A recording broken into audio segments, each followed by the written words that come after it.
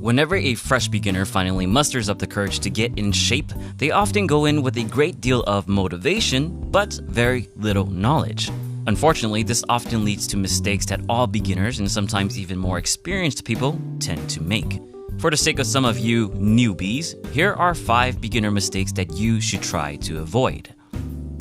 Number 1. Going too heavy too quickly. I'm a huge supporter of heavy lifting for building muscle and strength, but often for beginners, the idea of going heavy precedes a much more important factor: doing it right.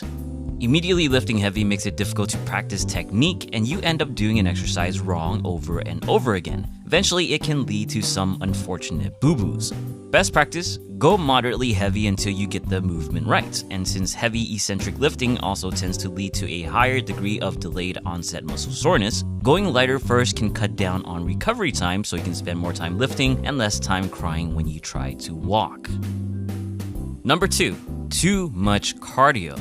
Just like lifting heavy, cardio can be great, especially for your heart. But it doesn't mean that you should only do cardio. One common wish I hear from beginners is that they want to get toned and not be bulky. Thing is, there's no such thing as being toned. It's actually a matter of building muscle and losing the fat covering it. If all you're doing is cardio, especially steady-state cardio, you're only focusing on half of that equation, the fat. Not only will you not build any significant muscle with steady-state cardio alone, it also takes a long time to burn any meaningful calories. It's much easier to skip that frosty donut each day than run 3 miles each day. If you want that so-called toned look, then the goal should be a mixture of cardio and resistance training. That goes for you too, ladies. Plus, you can still burn fat while lifting weights or with calisthenics. Check out my video on burning fat with weights if you want to learn more. Number 3. Not getting enough protein. It's true that you can't outwork a bad diet, but you also can't outgrow a lack of protein. Protein is crucial in all physiological facets, with the most pertinent being its importance to muscle growth. Exercise alone won't build muscle, it's just a stimulus. It's the nutrients, especially protein, that feeds the stimulated muscle. General guideline is to get roughly 0.8 grams per kilogram of your body weight, but there is research suggesting that more might be optimal. If you want to learn what might be best for you, come check out my video on this topic as well.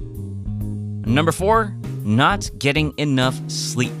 Without a shadow of a doubt, you're holding yourself back from getting the best results you possibly can if you don't get enough quality sleep. Simply going to the gym tired and sleepy will cause your performance to suffer, you'll feel slower, and probably make more mistakes. Your testosterone levels drop and cortisol levels rise, which slows down muscle building and recovery. To make matters worse, lack of sleep can lead to an erratic appetite due to imbalances between the appetite-controlling hormones leptin and ghrelin. That means eating more and getting worse results.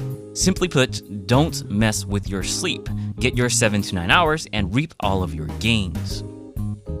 And finally, number 5, getting all of your information from one source. Yep, that's right. As much as I would like to help everyone, I know that not everyone will know exactly what to do after watching my content.